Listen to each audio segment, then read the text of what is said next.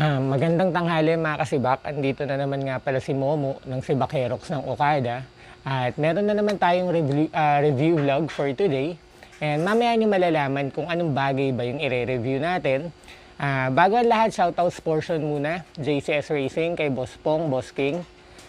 MMVT Clothing kay Boss Jack, Team Graffiti. Shoutout sa 01 Moto kay kay Boss Archie, siya kay Ma'am Leia.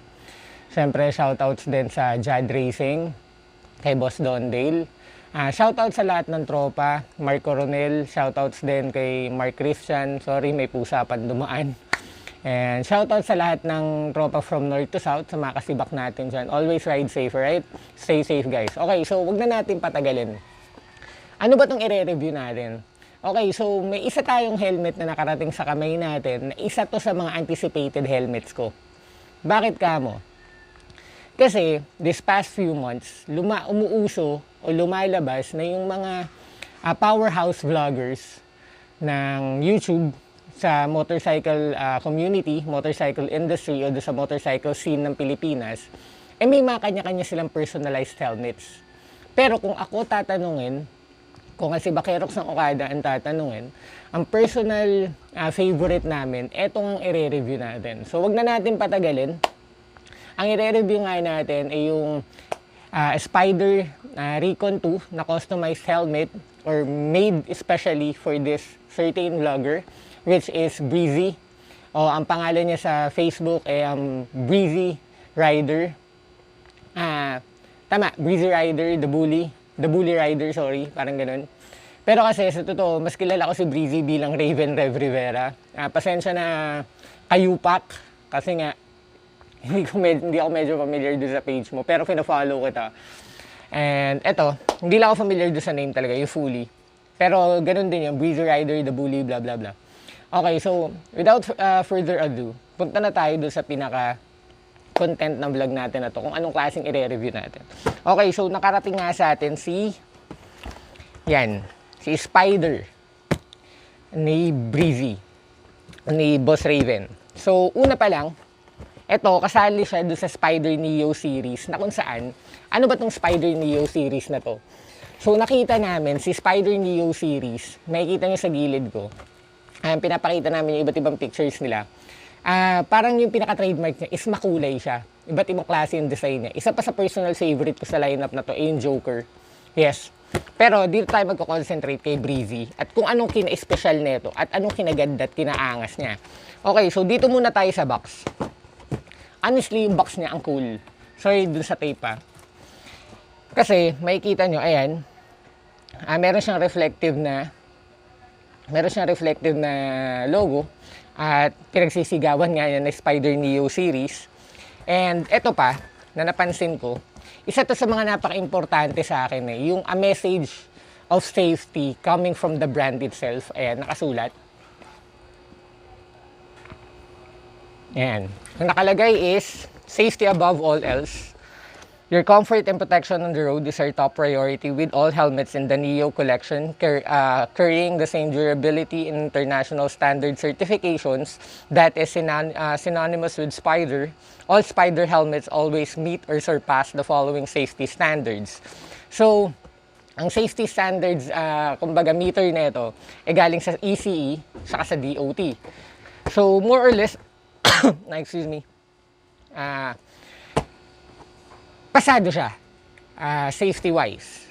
Okay, so kasi alam naman natin na si Spyder, andyan na siya sa industriya ng medyo may katagalan na rin. So, okay, tapos na tayo doon sa first impressions natin, doon sa pinaka-packaging niya. Ayan. Ayan yung mga pinaka-packaging niya. Buksan na natin kung anong itsura ba talaga ng helmet ni Breezy. Tinatawag ng The Bully Rider, yung tinatawag nga natin kayupak.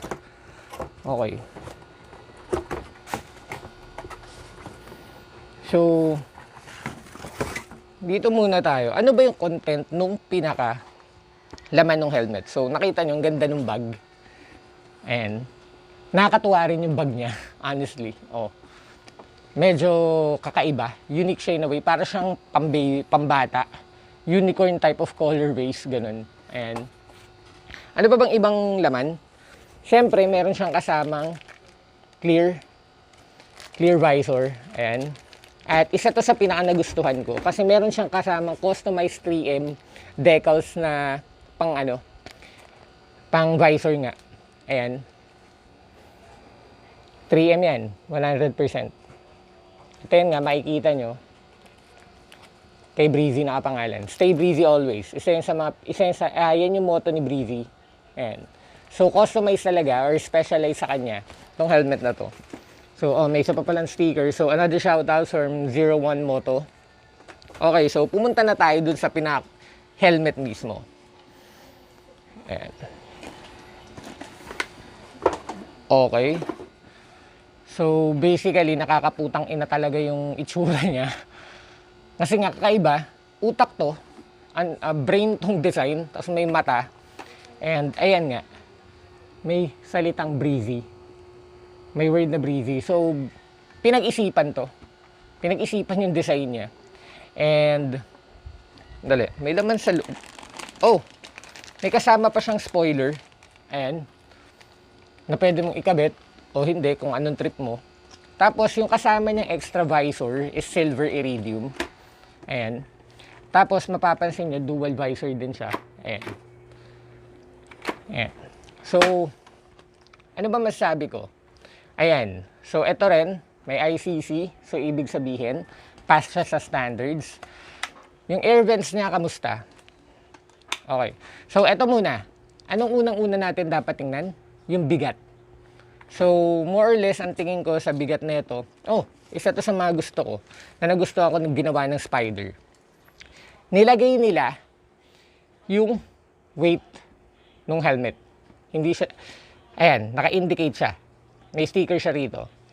By the way, recon 22 na design ng Spyder. So, ayan, 1,500 grams or so. Parang ganun. So, hindi siya ganun kagaan, pero hindi rin siya ganun kabigat. So, ibig sabihin, pwede mo siyang gamitin for long rides. Pwede mo rin siyang gamitin from city to city driving lang. And basically, para kasi sa akin, ang silver iridium lens sa mas gusto ko. Kasi parang, alam niyo na, mirror finish eh. Yun ang nagustuhan ko sa kanya. Pero kasi, si Spyder, may ma-avail ka pa rin naman na ibang visors kung gusto mong palitan to. Pero kung ako, overall, okay na sa akin to. Lagyan mo lang ng decals na maangas yung mga kasama nga na 3M. Magandang-maganda na ang kakalabasan. Tapos, yun na nga, dual visor siya, andito. Ayan. Tapos, naka-quick release strap siya. Ito lang yung medyo hindi ko trip. Kasi nga, sanay ako sa double D-ring. Mas gusto ko yun. When it comes to foam sets naman, ayan, ang kapal ng foam set niya. Yun ang totoo. Ayan. Okay, so ano pa ba? Design-wise, kayo na humusga. Kasi ang lumabas kay Breezy, meron pang isa, red version. May pink din. Ito yung pink nga. Pero kasi mas trademark ni Breezy yung kulay ng pink saka tong teal blue. So, ito yung para sa akin, ito yung pinaka-trademark niya na helmet. And honestly, napakaganda talaga niya sa personal.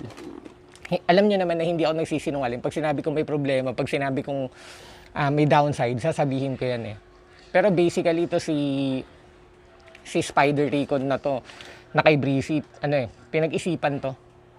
Something which is very good. Something which is very cool as well.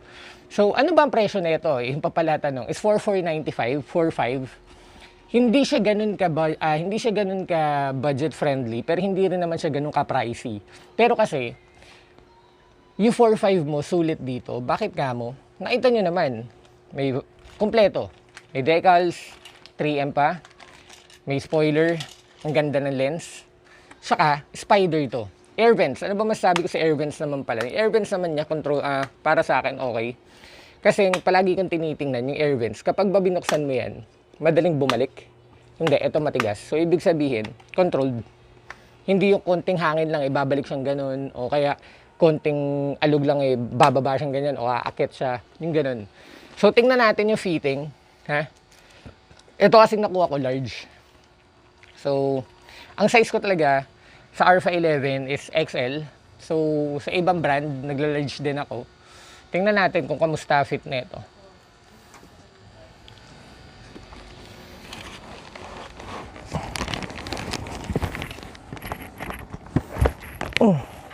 Okay. Ayan. Okay, so Okay. Okay, so nasukat na nga natin mga kasibak. Kasi mahirapan ako magsalita mamaya kung naka-helmet ako. Anyways, okay, so ano bang masabi ko nung trinay ko siyang i-fit? So gusto ko yung gano'n, gusto ko yung foam niya, makapal. Hopefully itong foam na to tumagal. Something na kailangan patunayan ni Spyder in the long run.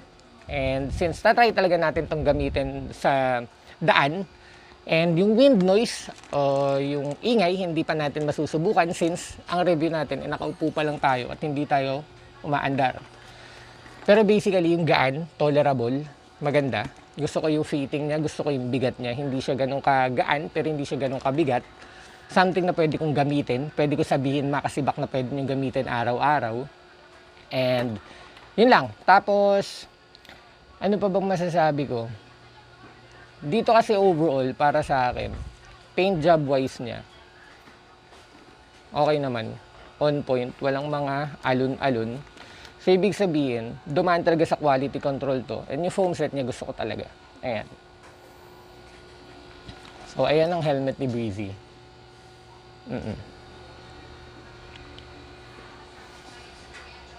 Ayan. Price-wise, pasok sa akin to. So, ang pinaka-issue ko lang, kung gusto kong magkaroon ng room for improvement, yun nga, double D-ring kasi mas safe yun. Pero kung maganda naman yung quality o yung klase ng material na ginamit dun sa quick release, on point na lahat. So eto, ano ba ang grade ng Sibakaerox ng OKADA dito? So kung kami tatanungin, hindi ako pwede magpaka-plastic na bigyan ng grade si Spyder Recon to Breezy ng 9/10. Parang sinabi ko na rin kasing ka-level na niya si Aray, si Arfa, si Aray, si Showy, na hindi naman natin pwedeng gawin yun, di ba? So, huwag tayo maging bias. Ang grade ko rito is 8.5 out of 10. Bakit kamo? Price-wise, pasok sa akin. Bigat, pasok sa akin. Accessories, pasok sa akin. Korte, pasok sa akin. Siyempre, yung itsura niya, yun talaga yung pinakakuli. Pinag-isipan to. Hindi ito yung basta-basta ginawa na lang. So, dinesign talaga to. This is my very anticipated helmet of the year, sa totoo. Pero gustong-gusto ko siya. So, to Sir Raven Rivera, 100% approve na si Sibakaerox ng OKADA tong helmet mo dahil napakaganda. So, pinopromote ko to. Masasabi ko sa mga kasibak natin na gustong gumamit, kung gusto niyo pa ng ibang design, marami pang design ng Neo series ng Spyder Recon 2. Yung lineup nila. So, nakakatuwa. Okay sa akin to, overall. So, pasado to. Okay, so mga kasibak, hanggang dito na lang muna tayo. So, hopefully, abangan nyo pa yung mga susunod namin vlog dahil may mga susunod kaming vlog na may kinalaman naman sa another panggilid set ng Aerox at NMAX. And salamat sa panonood ha. Lagi nyo tatandaan nyo, lagi namin sinasabi, always strive for progress, not for perfection. Okay lang na mabagal, basta umaabante mga kasibak. Alright, so ride safe. Bye-bye.